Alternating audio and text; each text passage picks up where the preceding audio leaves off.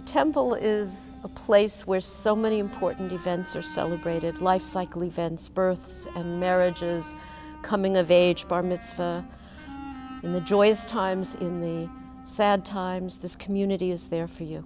You look at this building and you feel this building has been here forever.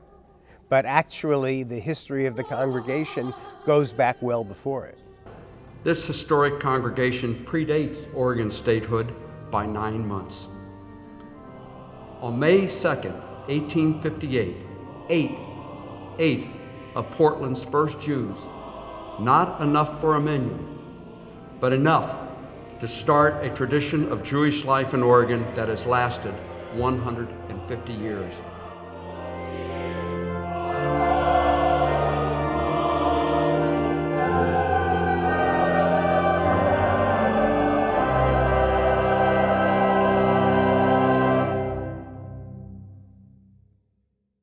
They had to establish themselves first as individuals. They had to earn a living, because that was the Wild West in those days.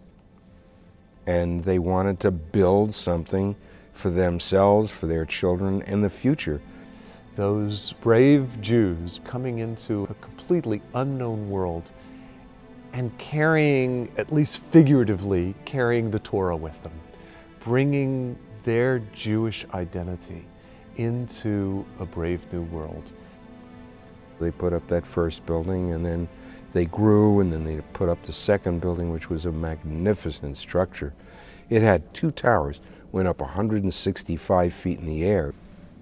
When I was about 3 or 4 or 5, I guess, my mother took me upstairs in the attic to watch the old wooden structure burn. And it was a beautiful structure. I saw Olson carry out the Torahs, although he was very badly burned. They're sure it was arson, and there was such support that came in from the non-Jewish community. As a matter of fact, a church building was offered to them for their services. Finally, they decided that they wanted to build something that would be of such lasting value and beauty that it would go down in the history books, and that's exactly what they did.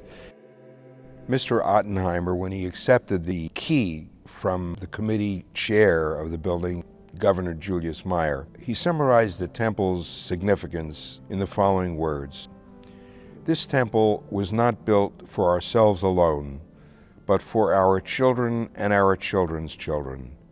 This is the house of God, consecrated to His worship. For those who seek its shelter, the calm restfulness of its holy atmosphere refreshes the soul. May peace and happiness abide in it, and love unite all who live under its shadow."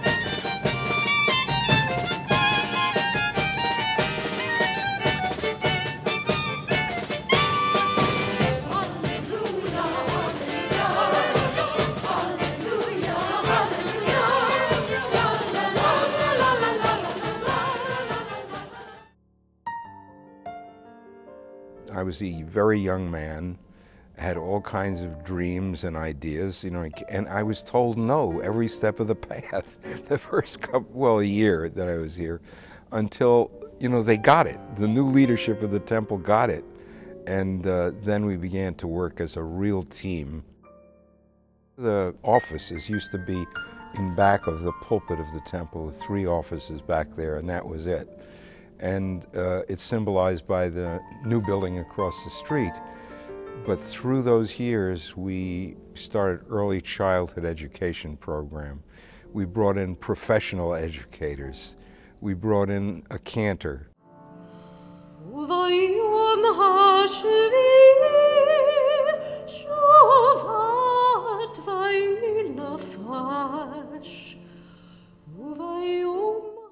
I was always so interested in Judaism in music and in teaching, and I was so lucky to find a career that included all of these things, a career that didn't even exist when I was growing up. Amen. And the thing that I love about it is that I can interact with people who are from 0 to 99 years old and more. One of the services I really enjoy is our Mishpacha Minyan.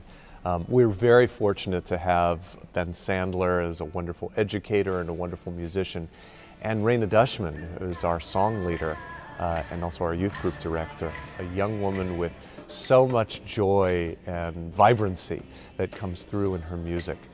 To have kindergartners through 5th graders singing, celebrating, and loving the fact that they are Jewish.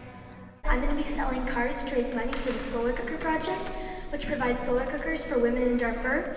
I want them to feel comfortable in this place.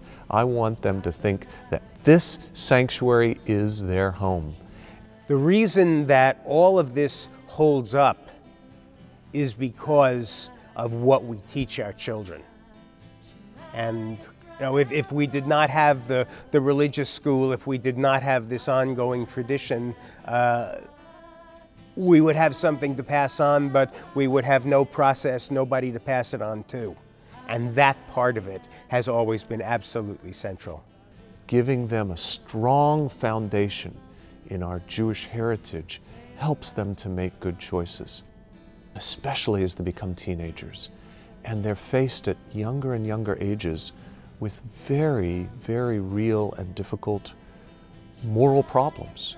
And I think that's one of our missions, to send them out as 12th graders, as graduates, equipped with the tools to become members of whatever Jewish community they end up in.